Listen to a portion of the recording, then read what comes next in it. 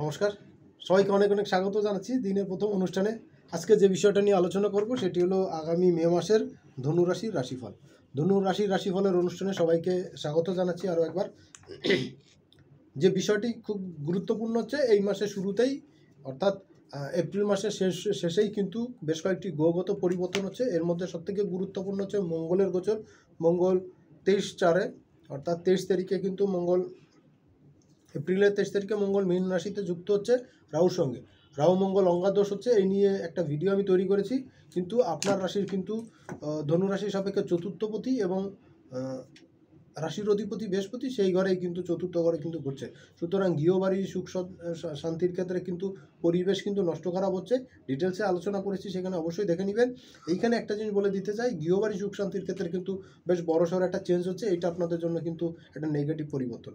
বাড়িতে আগুন লাগা, বাড়িতে কোনো নেগেটিভ ঘটনা ঘটা, মায়ের শরীর স্বাস্থ্য খারাপ হওয়া, কন্যা সন্তানের কোনো ছোটোখাটো অ্যাক্সিডেন্ট দুর্ঘটনা ঘটা, এই জিনিসগুলো কিন্তু আপনারা দেখতে পাবেন। দ্বিতীয় যে জায়গাটি হচ্ছে সেটা হলো 24 তারিখে, ব্যাক টু ব্যাক 24 তারিখে শুক্র রাত্র 11:50 সময় 10:50 সময় শুক্র কিন্তু মীন রাশি ত্যাগ করে মেষ রাশিতে চলে যাচ্ছে, আপনার পঞ্চম ঘরে চলে যাচ্ছে। ষষ্ঠপতি এবং একাদশপতি ষষ্ঠে গোচর হচ্ছে, এই পঞ্চমে গোচর হচ্ছে। আপনার কিন্তু একাদশে দৃষ্টি পড়ছে শুক্রের, আয় ইনকাম বৃদ্ধি করবে। শুক্রের ভিডিও অলরেডি করেছি, যারা দেখেননি অবশ্যই দেখে নিতে পারবেন। শুক্রর এই গোচরে কিন্তু আপনাদের লাইফে বেশ বড়সড় পরিবর্তন আসতে চলেছে। সাকসেস রেট কিন্তু বৃদ্ধি পাচ্ছে, আর্থিক স্বাবলম্বী হওয়া, আর্থিকভাবে উন্নতি হওয়া, এই জায়গাগুলো কিন্তু যথেষ্ট বেটার একটা সিচুয়েশন আপনারা পাবেন। আর সন্তানের কিন্তু পড়াশোনা সংক্রান্ত, এডুকেশন পারপাস সংক্রান্ত কোনো কিন্তু পারপাস কিন্তু এই সময় সলভ হতে যাচ্ছে। 25 তারিখে বুধ মার্গী গতিতে যাচ্ছে। বুধ ইতিমধ্যেই মেষ রাশি থেকে বক্রি অবস্থায় মীন রাশিতে চলে আসে এবং মীন রাশিতে কিন্তু বক্রি গতি ত্যাগ করে 25 তারিখে মার্গী গতি লাভ করবে।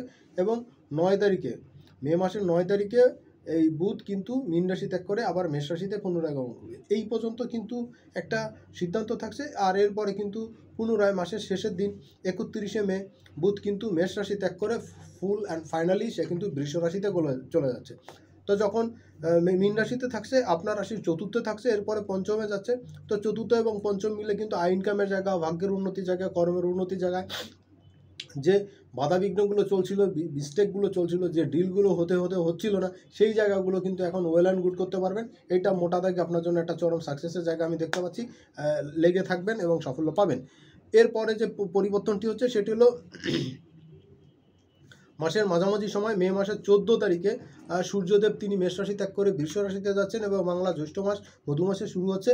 এই সময় কিন্তু সূর্যদেব কিন্তু আপনার রাশির দ্বাদশে দৃষ্টি দিয়ে থাকবে এবং আপনার ক্ষেত্রে কিন্তু কিছু ব্যয় সংকোচন হওয়া, ব্যয়ের ক্ষেত্রে কিন্তু একটা লাগাম আসা, এই জিনিসগুলো কিন্তু দেখতে পাবেন।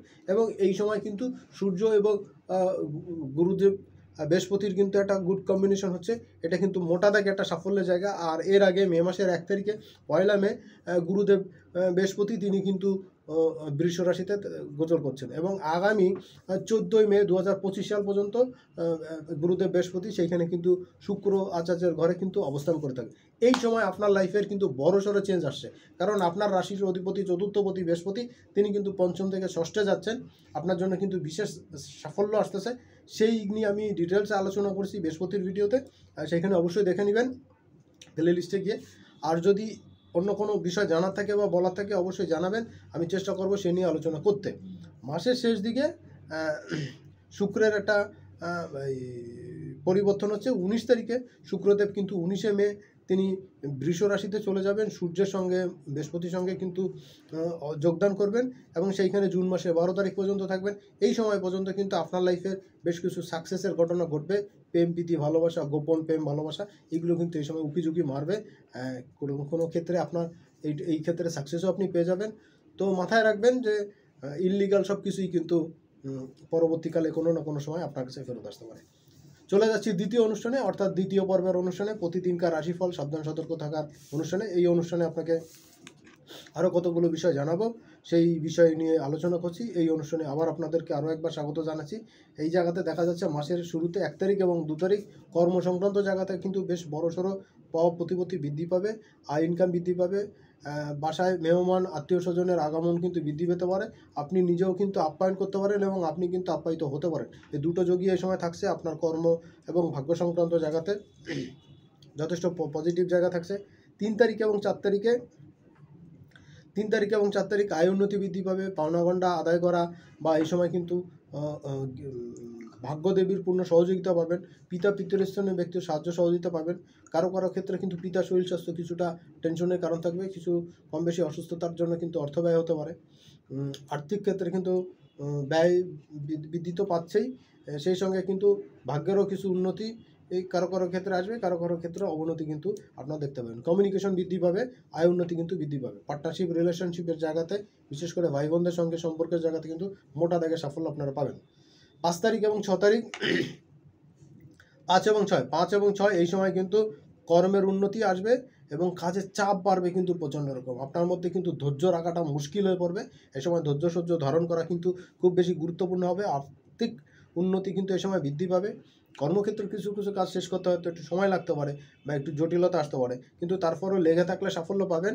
আর আর্থিক বিবেচনায় কিন্তু যথেষ্ট সাকসেসের জায়গা এখানে দেখাচ্ছে, মোটা দাগে কিন্তু এখানে সাফল্য আপনি পেয়ে যাচ্ছেন। গৃহবাড়ির সুখ শান্তির জায়গা বৃদ্ধি পাচ্ছে এবং গৃহবাড়ির রং চং বা কোনো নতুন ডেকোরেশনের কোনো কিছু ক্রয় করা, এগুলো কিন্তু এই সময় করতে পারেন। বা কাছাকাছি কোথাও ঘুরতে যাওয়ার জন্য, পরিবারকে সময় দেওয়ার জন্য কিন্তু যথেষ্ট ভালো টাইম থাকছে।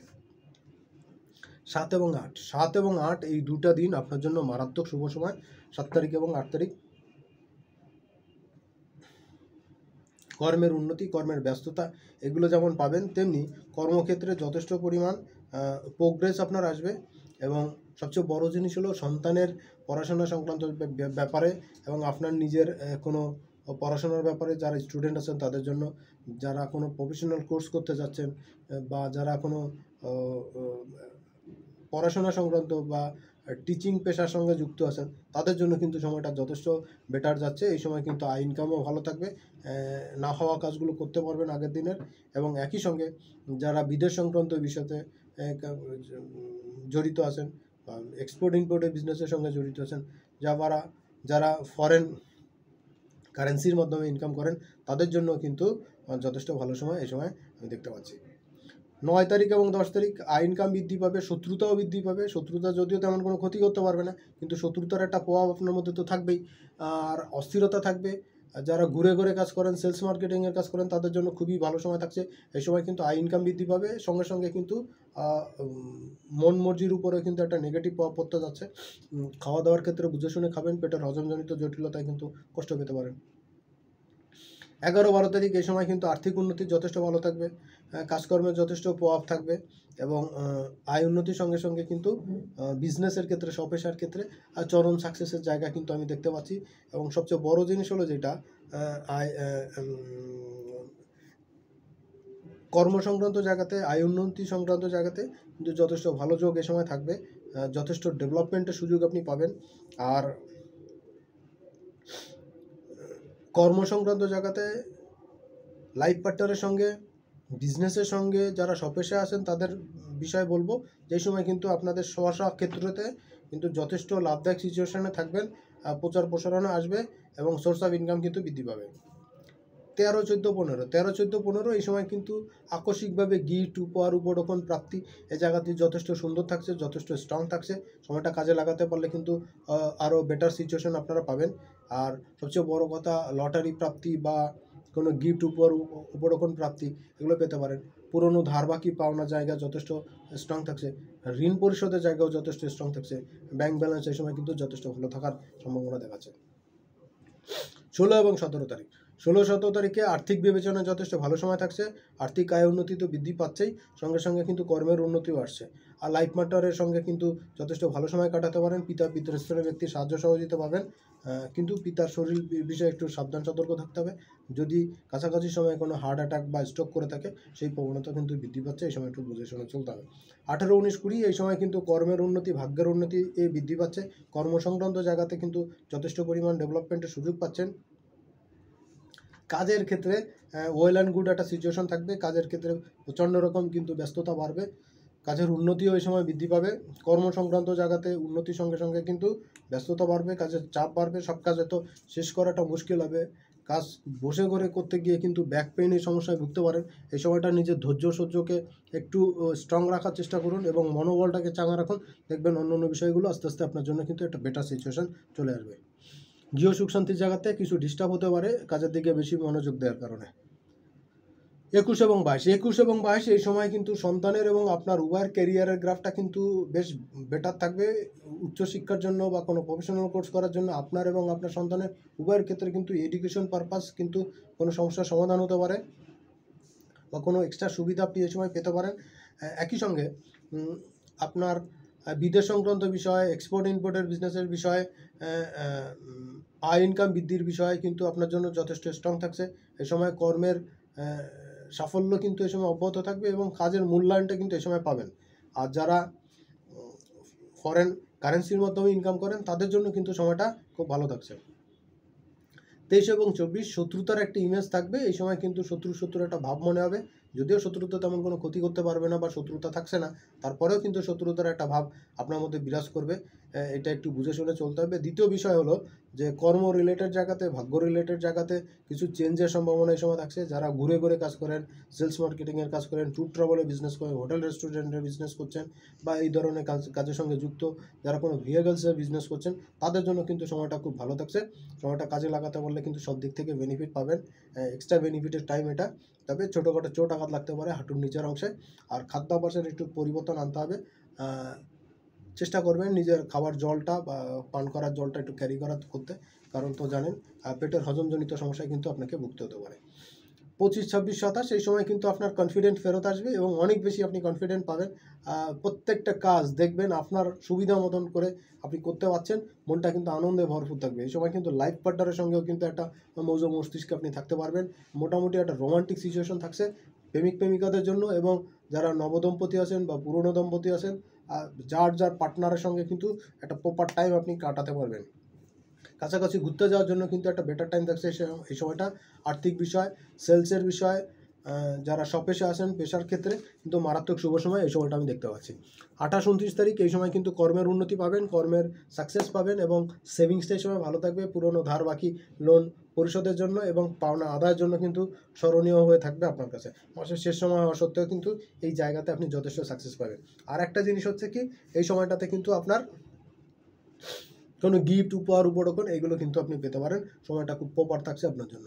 মাসের শেষ দিন 30 তারিখ এবং জুনের 1 তারিখ এই সময় কিন্তু আপনার কনফিডেন্ট অনেক স্ট্রং থাকবে। এই সময় আর্থিক বিষয় এবং কোনো চুক্তিভুক্তি হওয়ার বিষয়, বিজনেসের বিষয় কিন্তু যথেষ্ট ভালো সময় থাকছে চুক্তিপত্র করার জন্য, লাভ লোকসান হিসাব করার জন্য এবং সামনের কাজগুলো ভালোভাবে করতে পারবেন সেই বিষয়ে কিন্তু আপনার সিদ্ধান্ত নেওয়ার জন্য, অগ্রসর হওয়ার জন্য কিন্তু খুব ভালো টাইম থাকছে। ভাই বোনের সঙ্গে সম্পত্তি সংক্রান্ত কোনো জটিলতা থাকলে সেগুলো কিন্তু এখন মীমাংসা করতে পারেন, আপনার ফেভারেবল টাইম হচ্ছে। মোটামুটি এই ছিল মে মাসের আপনার রাশি লগ্ন যদি ধনু হয় সেই জন্য সংক্ষিপ্ত আলোচনা। এর বাইরে যদি অন্য কোনো প্রশ্ন থাকে বা জ্যোতিষের অন্য কোনো বিষয় নিয়ে আগ্রহ থাকে সেই বিষয় নিয়ে জানাবেন। আশা করি সেই বিষয় নিয়ে আলোচনা করতে সক্ষম হব এবং বা তার প্রশ্ন উত্তর দিতে চেষ্টা করব। সবাই অনেক অনেক ভালো থাকবেন, সুস্থ থাকবেন। আর অনুষ্ঠানটি শেষ পর্যন্ত দেখার জন্য আবার আপনাদেরকে অনেক অনেক ধন্যবাদ আছে। সামনের আবার দেখা হবে, সেই পর্যন্ত আজকের মতন এখানে বিদায় নিচ্ছি। নমস্কার।